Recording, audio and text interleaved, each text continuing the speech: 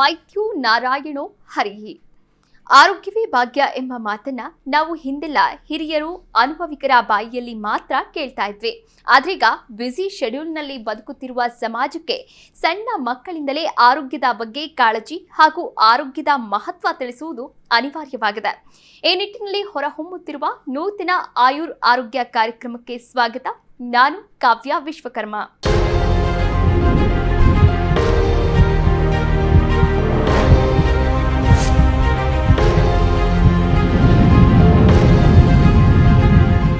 ನಾವು ಮಕ್ಕಳಾಗಿದ್ದಾಗ ಮಳೆ ಬಂದಾಗ ಕಿಟಕಿಯ ಬಳಿ ಕುಳಿತು ಮಳೆ ಹನಿಗಳ ಶಬ್ದವನ್ನ ಆನಂದಿಸ್ತಾ ಇದ್ವಿ. ಹಾಗೆ ಸಮುದ್ರದ ಅಲೆಗಳ ಶಬ್ದ, ನದಿ ಹರಿಯುವ ಹಾಗೂ ಜಲಪಾತದ ಸದ್ದು ಮನಸ್ಸಿಗೆ ಒಂದು ನವಿರು ಹಿತ ನೀಡೋದನ್ನ ನಾವೆಲ್ಲ ಫೀಲ್ ಮಾಡಿಯೇ ಇರ್ತೇವೆ.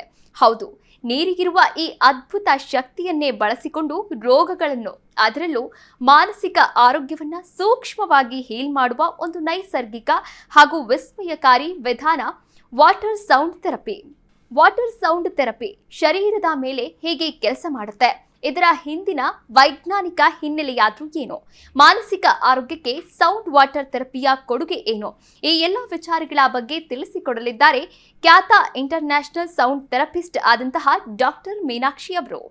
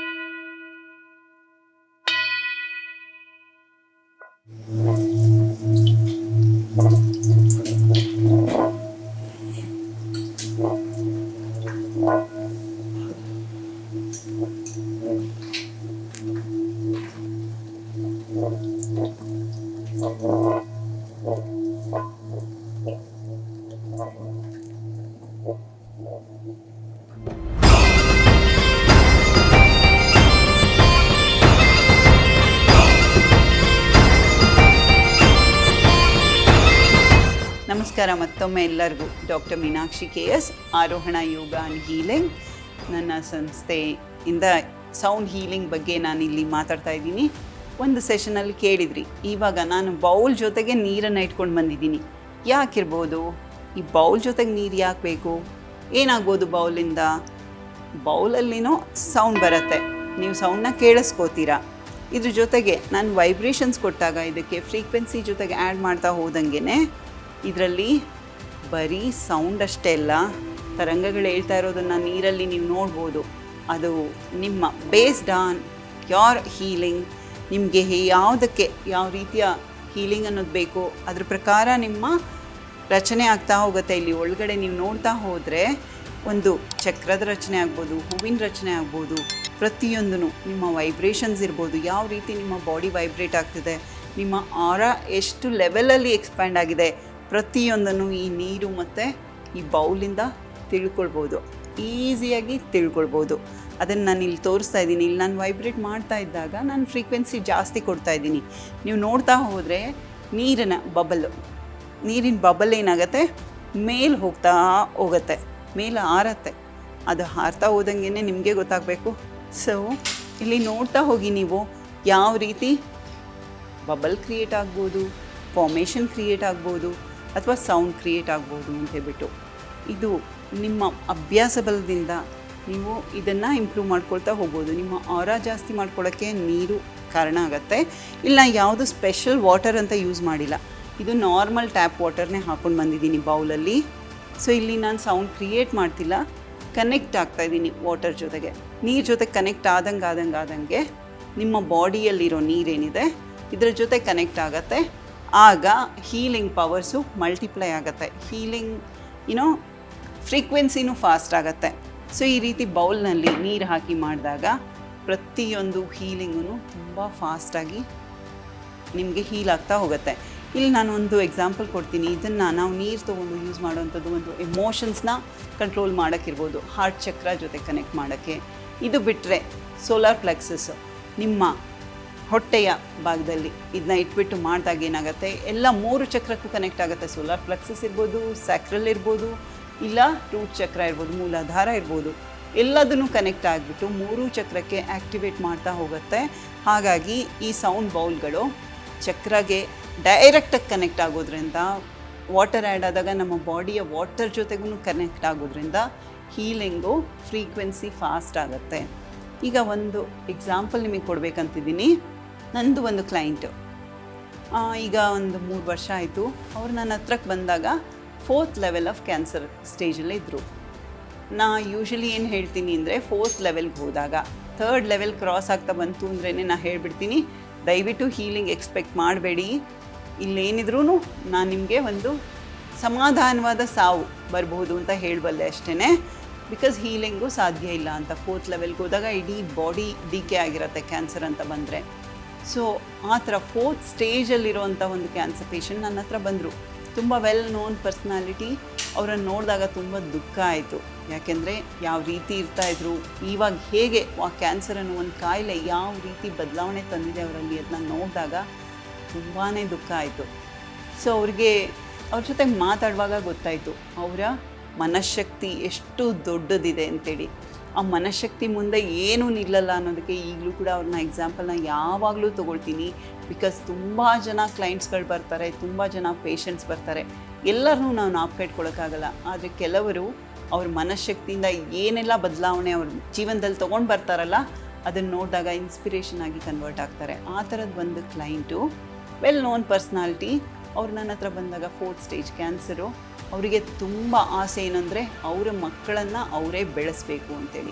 ಆ ಮಕ್ಕಳನ್ನ ಬೆಳೆಸಲೇಬೇಕು, ನಾನೇ ನೋಡ್ಕೊಳ್ಬೇಕು ಅವ್ರನ್ನ, ಅವ್ರು ಚೆನ್ನಾಗಿರಬೇಕು, ಅವ್ರು ಬೆಳೆದು ಅವ್ರು ಕೆಲಸ ಮಾಡೋದನ್ನು ನೋಡಬೇಕು ಅನ್ನೋ ಒಂದು ಹಠದಿಂದ ಅವರು ನನ್ನ ಹತ್ರ ಬಂದಾಗ ಹೇಳಿದರು, ಕ್ಯಾನ್ಸರ್ ಯಾವ ಸ್ಟೇಜಲ್ಲೇ ಇರ್ಬೋದು ಮ್ಯಾಮ್, ನಾನು ಅದಕ್ಕೆ ನಿಲ್ತೀನಿ, ನಾನು ಏನು ಬೇಕಾದ್ರೂ ಮಾಡ್ತೀನಿ ಅದಕ್ಕೋಸ್ಕರ, ಅದನ್ನ ದೂರ ತಳ್ಳೋದಕ್ಕೋಸ್ಕರ ದಯವಿಟ್ಟು ಹೆಲ್ಪ್ ಮಾಡಿ ಅಂತ.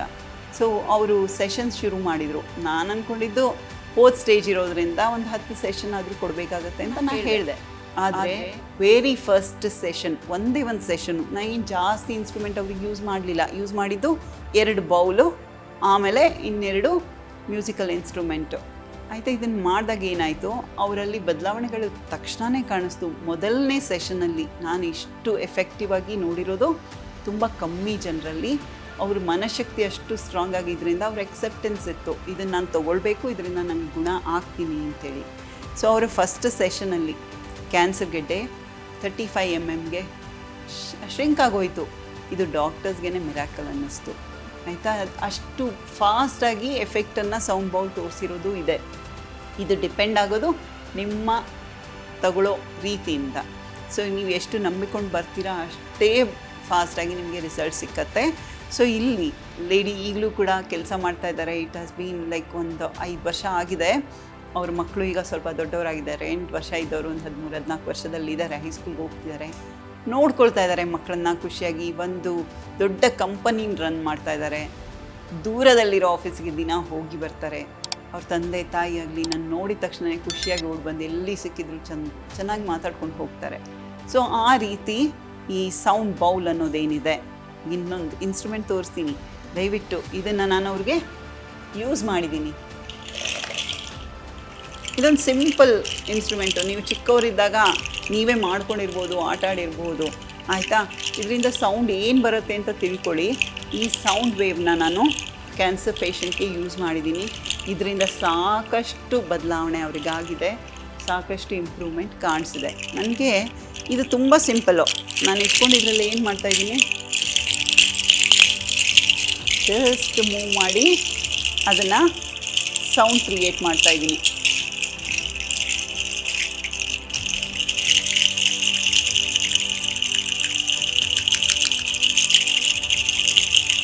ಈ ಸೌಂಡನ್ನು ನಾನು ಚಕ್ರಾಸ್ ಅಂದರೆ ಚಕ್ರಗಳ ಜೊತೆ ಕನೆಕ್ಟ್ ಮಾಡಿಕೊಂಡು ನಾನು ಯೂಸ್ ಮಾಡಿದಾಗ ಒಂದೊಂದು ಚಕ್ರದಲ್ಲಿ ಒಂದೊಂದು ರೀತಿಯ ಇಂಪ್ರೂವ್ಮೆಂಟ್ ಕಾಣುತ್ತೆ, ಇದರಿಂದ ಹೆಲ್ಪ್ ಕಾಣುತ್ತೆ. ಸೊ ಈ ಸೌಂಡ್ ವೇವು ಪ್ರತಿಯೊಂದು ಕಡೆನೂ ಒಂದೊಂದು ಫ್ರೀಕ್ವೆನ್ಸಿ ಕೊಡ್ತಾ ಬಂತು, ಒಂದೊಂದು ಚಕ್ರನೂ ಕ್ಲೆನ್ಸ್ ಮಾಡ್ತಾ ಹೋಯಿತು.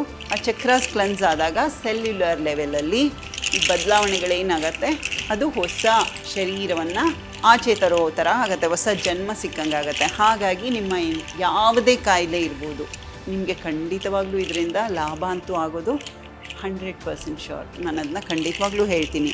ಈ ಸೌಂಡ್ ಏನು ಬರ್ತಿದೆ ಇದನ್ನು ನೀವೇ ಗೆಸ್ ಮಾಡಿಬಿಟ್ಟು ಏನು ಸೌಂಡ್ ಅಂತ ದಯವಿಟ್ಟು ಹೇಳಿ ಆಯಿತಾ. ಒಂದು ಮೇಲ್ ಮಾಡಿ ಇಲ್ಲ ಮೆಸೇಜ್ ಮಾಡಿ, ಹೇಗೆ ಕನೆಕ್ಟ್ ಆಗ್ತೀರಾ ಚಾನಲ್ ಜೊತೆಗೆ ಕನೆಕ್ಟ್ ಆಗಿಬಿಟ್ಟು ತಿಳಿಸಿ ನಮಗೆ. ಹಾಗೆ ಕಣ್ಣು ಮುಚ್ಚಿಬಿಟ್ಟು ನಿಧಾನಕ್ಕೆ ಫೀಲ್ ಮಾಡಿ ಸೌಂಡನ್ನು.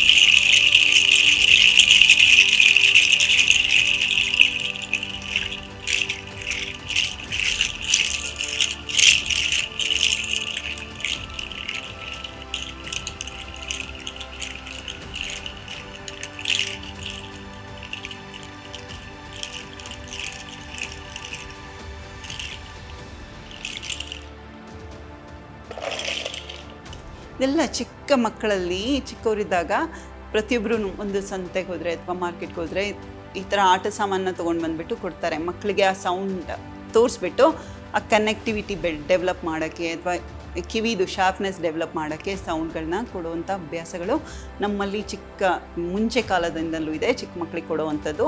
ಆ ಸೌಂಡ್ ಕೇಳಿದಾಗ ಮಗು ರೆಸ್ಪಾಂಡ್ ಮಾಡುತ್ತೆ. ಸಿಮಿಲವೇ ಇಲ್ಲಿ ಈ ಸೌಂಡ್ ಏನು ಬಂತು, ಇದೇನು ಸೌಂಡ್ ಅಂತ ನಾನು ನಿಮ್ಮಿಂದಾನೇ ಕೇಳಬೇಕು. ನಿಮ್ಗೆ ಯಾವ ರೀತಿ ಅದು ಫೀಲ್ ಆಯಿತು, ಒಬ್ಬೊಬ್ಬರ ಕಿವಿಗೆ ಒಂದೊಂದು ರೀತಿ ಫೀಲ್ ಆಗ್ಬೋದು. ಅದು ನಿಮ್ಮ ಕಿವಿಗೆ ಯಾವುದು ಫೀಲ್ ಆಯಿತು ನೀವು ದಯವಿಟ್ಟು ತಿಳಿಸಿ, ಕನೆಕ್ಟ್ ಆಗಿ ಚಾನಲ್ ಜೊತೆಗೆ. ಸೊ ಆವಾಗ ಏನಾಗುತ್ತೆ ಅಂದರೆ ನಮಗೂ ಗೊತ್ತಾಗುತ್ತೆ, ಓಕೆ ನೀವು ಕನೆಕ್ಟ್ ಆಗ್ತಿದ್ದೀರಾ, ಕಲಿತಿದ್ದೀರಾ, ತಿಳ್ಕೊಳ್ತಿದ್ದೀರಾ ಅಂತ. ನೀವು ಯಾವಾಗ ಕನೆಕ್ಟ್ ಆಗ್ತೀರಾ ಆಗ ಅದರ ಉಪಯೋಗ ನಿಮ್ಗೆ ಗೊತ್ತಾಗತ್ತೆ. ಆ್ಯಂಡ್ ಇದು ಯಾವಾಗಲೂ ಸೂದಿಂಗ್, ತುಂಬ ರಿಲ್ಯಾಕ್ಸಿಂಗು. ಇದೆಲ್ಲನೂ ಬೇರೇನಿಲ್ಲ, ನಮ್ಮ ನೇಚರಲ್ಲಿ ಓಪನ್ ಆಗಿ ಸಿಗೋವಂಥ ಸೌಂಡು. ಆಚೆ ಹೋಗಿ ನೋಡಿ, ಒಂದು ಹಳ್ಳಿಗೆ ಹೋದರೆ ಒಂದು ಎತ್ತಿನ ಬಂಡಿ ಹೋಗೋದು ಸೌಂಡ್ ಕೇಳಿಸ್ಕೋತೀರಾ. ಕೆಲವೊಮ್ಮೆ ಖುಷಿ ಆಗುತ್ತೆ, ಕೆಲವೊಮ್ಮೆಗೆ ಇರಿಟೇಟ್ ಆಗುತ್ತೆ. ಅದು ನಮ್ಮ ಮೈಂಡ್ ಮೇಲೆ ಡಿಪೆಂಡ್ ಆಗುತ್ತೆ. ನಾವು ಯಾವ ರೀತಿ ಒತ್ತಡದಲ್ಲಿರ್ತೀವಿ ಆ ರೀತಿ ನಾವು ಖುಷಿ ಪಡ್ತೀವಿ. ಒಂದು ಗಿಡ ಮರದ ಜೊತೆಗೆ ಅಥವಾ ನದಿ ಮುಂದೆ ಕೂತಾಗ ಆ ನೀರನ್ನು ನೋಡಿದಾಗ ನಮಗೆ ಖುಷಿ ಸಿಕ್ಕತ್ತೆ. ಕೆಲವೊಮ್ಮೆ ಏನೋ ಒಂದು ಆಗಿಬಿಟ್ರೆ ಅನ್ನೋ ಒಂದು ಭಯನೂ ಹುಟ್ಟತ್ತೆ. ಸೊ ಇದೆಲ್ಲದೂ ಪ್ರತಿಯೊಂದು ನಿಮ್ಮ ಮನಸ್ಸಿಂದ ಬರುವಂಥದ್ದು. ನಿಮ್ಮ ಕನೆಕ್ಷನ್, ನಿಮ್ಮ ಮನಸ್ಸು ಎಲ್ಲಿಂದ ಎಲ್ಲಿಗೆ ತೊಗೊಂಡೋಗುತ್ತೋ ಅದು ನಿಮ್ಮ ಮೇಲೆ ಡಿಪೆಂಡ್ ಆಗುತ್ತೆ. ಹಾಗಾಗಿ ಮರ ಗಿಡಗಳ ಜೊತೆಗೆ ಕನೆಕ್ಟ್ ಆಗಿ, ಪಕ್ಷಿಗಳ ಜೊತೆ ಕನೆಕ್ಟ್ ಆಗಿ, ಒಂದೊಂದೂ ನೇಚರಲ್ಲಿ ಏನಿದೆ, ಪ್ರಕೃತಿಯಲ್ಲಿ ನೀವೇನು ನೋಡ್ತೀರಾ ಪ್ರತಿಯೊಂದೂ ಇಲ್ಲಿರೋವಂಥ ಸೌಂಡು. ಇದೆಲ್ಲ ಕ್ರಿಯೇಟ್ ಮಾಡಿರೋವಂಥ ಸೌಂಡು. ಅಂದರೆ ಕ್ರಿಯೇಟ್ ಮಾಡಿರೋದು ಅಂತ ನಾವು ಹೇಳೋಕ್ಕಾಗಲ್ಲ. ಈ ಬೌಲ್ಗಳು ಕೂಡ ನಮ್ಮ ಪ್ರತಿಯೊಂದು ವಸ್ತು, ನಮ್ಮ ಶರೀರ ಕೂಡ ವೈಬ್ರೇಟ್ ಆಗುತ್ತೆ, ಸೌಂಡ್ ಕೊಡುತ್ತೆ. ಪ್ರತಿಯೊಬ್ಬರು ಕೂಡ ಕಣ್ಣು ಮುಚ್ಚಿಬಿಟ್ಟು ಒಂದು ನಿಮಿಷ ದಿನ ನನ್ನ ಬಾಡಿ ನನಗೇನು ಹೇಳ್ತಾ ಇದೆ, ನನ್ನ ಬಾಡಿಯಿಂದ ಏನು ಥರ ಸೌಂಡ್ ಬರ್ತಾ ಇದೆ ಗಮನಿಸಿ. ನಿಮಗೇ ಗೊತ್ತಾಗತ್ತೆ, ನಿಮ್ಮ ಬಾಡಿ ವೈಬ್ರೇಟ್ ಆಗುತ್ತೆ, ಸೌಂಡನ್ನ ಆಚೆ ಕೊಡುತ್ತೆ.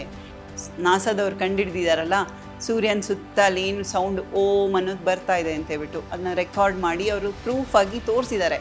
ಆ ಓಮ್ ಅನ್ನೋ ಸೌಂಡ್ ಏನಿದೆ ಅದು ನಮ್ಮ ಬಾಡಿಯಲ್ಲೂ ಬೆರೆತೋಗಿದೆ. ಅದು ಯಾವುದೇ ರೀತಿಯ ಸೌಂಡ್ ಇರ್ಬೋದು, ನಿಮ್ಮ ಬಾಡಿಯಿಂದ ಬರೋದನ್ನು ನೀವು ನಿಮ್ಮನ್ನು ಅರ್ಥ ಮಾಡ್ಕೊಳ್ಳಿ, ತಿಳ್ಕೊಳ್ಳಿ. ಆಗ ಈ ಸೌಂಡ್ಗಳು ಬೇಗ ಕನೆಕ್ಟ್ ಆಗಿ ನಿಮಗೆ ಹೀಲಿಂಗ್ ಪವರ್ಸ್ ಜಾಸ್ತಿ ಆಗುತ್ತೆ. ಸೊ ಇದು ಒಂದು ನಾನು ಕಾಯಿಲೆ ಬಗ್ಗೆ ಹೇಳಿದೆ. ಬಂದಿದ್ದರು ಪೇಷಂಟು, ಅವರಿಗೆ ಬಹಳಷ್ಟು ಬದಲಾವಣೆ ಕಾಣಿಸ್ತು, ಅವರು ಇವಾಗ ಚೆನ್ನಾಗಿದ್ದಾರೆ ಅಂತಲೂ ಹೇಳಿದೆ. ಬಟ್ ಕ್ಯಾನ್ಸರ್ ಅನ್ನೋದು ಹೇಗಪ್ಪ ಅಂದರೆ ಒಂದು ಸಲ ಬಂತು ಅಂದರೆ ಅದು ಕಂಪ್ಲೀಟಾಗಿ ಕ್ಯೂರ್ ಆಯಿತು ಅನ್ನೋದು ಇಲ್ಲವೇ ಇಲ್ಲ. ಪ್ರತಿಯೊಬ್ಬರ ಬಾಡಿಯಲ್ಲಿ ಸೆಲ್ಸ್ ಇರುತ್ತೆ, ಕ್ಯಾನ್ಸರ್ ಸೆಲ್ಸು. ಅದು ಆ್ಯಕ್ಟಿವೇಟ್ ಆಗಬೇಕಾ ಬೇಡವಾ ಅನ್ನೋದು ನಿಮ್ಮ ಥಾಟ್ ಮೇಲೆ ಡಿಪೆಂಡ್ ಆಗುತ್ತೆ. ನೀವು ಎಷ್ಟು ಥಾಟ್ಗಳನ್ನ ಕ್ಲೀನಾಗಿ ಪ್ಯೂರಾಗಿ ಇಟ್ಕೊಳ್ತೀರಾ ಆಗ ಈ ಸೆಲ್ಸ್ಗಳು ಡಿಸೇಬಲ್ ಆಗಿರುತ್ತವೆ, ಆ್ಯಕ್ಟಿವ್ ಆಗಿರೋದಿಲ್ಲ. ಅದು ಆ್ಯಕ್ಟಿವೇಟ್ ಆಗೋದು when you start having doubts. ನಿಮ್ಮ ಬಗ್ಗೆ ನಿಮಗೆ ಶಂಕೆ ಬರ್ಬೋದು, ಇಲ್ಲ ಅಂದರೆ ನಿಮ್ಮಲ್ಲಿ ಯಾರ್ದೋ ಬಗ್ಗೆ ಕೆಟ್ಟ ಭಾವನೆ ಬರ್ಬೋದು. ಇದೆಲ್ಲ ಕಲೆಕ್ಟ್ ಆಗಿ ಟ್ಯೂಮರ್ ಆಗಿ ಕನ್ವರ್ಟ್ ಆಗುತ್ತೆ. ಹಾಗಾಗಿ ಇದು ಬರೀ ಹೆಲ್ತ್ ಇಶ್ಯೂ ಅಂತ ತೊಗೊಂಡಾಗ ಪ್ರತಿಯೊಂದು ನಿಮ್ಮ ಹೆಲ್ತ್ ಇಶ್ಯೂಸೂ ನಿಮ್ಮ ಥಾಟಿಂದ ಕನೆಕ್ಟ್ ಆಗಿರುವಂಥದ್ದು, ಹುಟ್ಟಿರೋವಂಥದ್ದು, ನೀವೇ ಹುಟ್ಟಿಸಿರೋವಂಥದ್ದು. ಹಾಗಾಗಿ ದಯವಿಟ್ಟು ನಿಮ್ಮ ಥಾಟ್ ಮೇಲೆ ಗಮನ ಇರಲಿ. ಈಗ ನಾನು ಇದು ಒಂದು ಹೇಳಿದೆ, ಕಾಯಿಲೆ ಬಗ್ಗೆ ಹೇಳಿದೆ. ಇವಾಗ ಫಿನಾನ್ಸ್ ಅಥವಾ ರಿಲೇಷನ್ಶಿಪ್ ತೊಗೊಳ್ಳೋಣ. ಈಗ ನಂಗೆ ಸುಮಾರು ಜನ ಕ್ಲೈಂಟ್ಸ್ ಇದ್ದಾರೆ, ಗ್ಲೋಬಲ್ ಕ್ಲೈಂಟ್ಸ್ ಇದ್ದಾರೆ. ಈಗ ಆಸ್ಟ್ರೇಲಿಯಿಂದ ಫೋನ್ ಬರುತ್ತೆ, ಮ್ಯಾಮ್ ಈ ಥರ ಸಮಸ್ಯೆ ಇದೆ, ನಂದು ಕೆಲಸ ಹೊರಟೋಯ್ತು, ಆದರೆ ನನಗೆ ಏನು ಮಾಡಬೇಕು ಗೊತ್ತಾಗ್ತಾ ಇಲ್ಲ, ನಾನು ವಾಪಸ್ಸಂತೂ ಬರೋಕ್ಕಾಗಲ್ಲ, ನಾನು ಇಲ್ಲೇ ಇರಬೇಕು, ಏನಾದರೂ ಮಾಡಬೇಕು, ನನ್ನ vibrations are very very high, ಅಂದರೆ ಮೀನು ತುಂಬ ಫ್ಲಕ್ಚುಯೇಟ್ ಆಗ್ತಾ ಇದೆ, ಹೆಲ್ಪ್ ಮಾಡಿ ಅಂತ ಕೇಳ್ಕೊಂಡು ಮಾಡ್ತಾರೆ. ಸೊ ಆ ಟೈಮಲ್ಲಿ ಖಂಡಿತವಾಗ್ಲೂ ಆನ್ಲೈನ್ ಸೆಷನ್ಸ್ ಕೊಟ್ಟಿದ್ದೀನಿ. ಇದೆಲ್ಲನೂ ಅಷ್ಟೇ ಸೌಂಡ್ ಬೌಲ್ಸು